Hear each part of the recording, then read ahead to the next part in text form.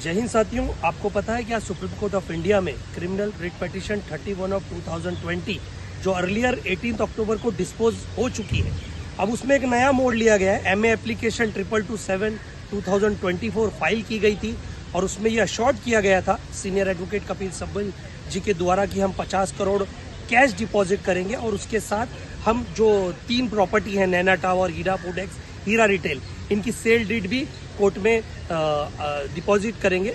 But आज ये कहा गया कि जो 2 प्रॉपर्टी थी, जिसमें से एक है नैना टावर और दूसरी है हीरा फूड एक्स, जिसको कोर्ट ने अथॉरिटी दे दी है ऑक्शन करने के लिए, जबकि जो थर्ड प्रॉपर्टी है हीरा रिटेल, जिसकी अराउंड वैल्यू है 678 करोड़ 39,42,070-80 रुपीज़, तो इस प्रॉपर्टी को अभी होल्ड किया गया है क्योंकि इसमें कुछ नए इंटरवीनर भी आ गए हैं और जिस अर्लियर इंटरवीनर दुष्यंत दवे साहब ने भी ये प्रॉपर्टी को क्लेम किया गया था और उनका भी यही कहना है कि ये महिला पैसे नहीं देगी, इसी तरह से कोर्ट को गुमराह करते रहेगी।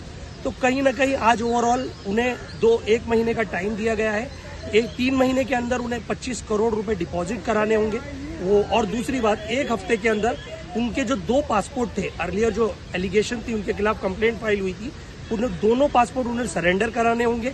और जो सरेंडर की प्रक्रिया थी, मीन्स 12 तारीख को कल यानी जो खत्म हो रही थी, उन्हें सरेंडर करना था, वो अब सरेंडर नहीं करते हुए 3 महीने का इसमें एक्सटेंशन दे दिया गया है। उन्हें एक बहुत बड़ी रिलीफ दी गई है।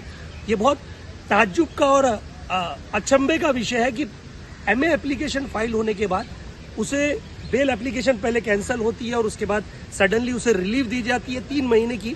लेकिन जहां तक कि कोर्ट का यही कहना था कि इसमें we need to see the colour of the money, investors are waiting who are due money in her company. तो बहुत सारी ऐसी चीजें थी, लेकिन बहरहाल ऑक्शन की जो प्रॉपर्टी हो रही है उसमें एक ये थोड़ा रिलीफ है इन्वेस्टर्स के लिए।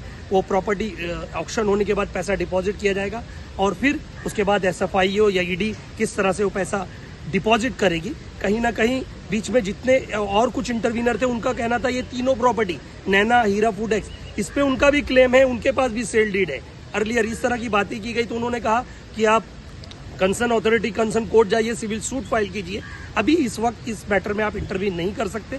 तो बहरहाल आज का विषय यही है कि उन्हें जेल जाने से 3 महीने की रिलीफ मिल गई है और कहीं ना कहीं 25 करोड़ उन्हें अगली डेट से पहले डिपॉजिट कराने होंगे और साथ ही साथ 1 महीने के अंदर ED को और साथ ही साथ जो पेटिशनर के एडवोकेट थे उन्हें रिपोर्ट फाइल करने गई है।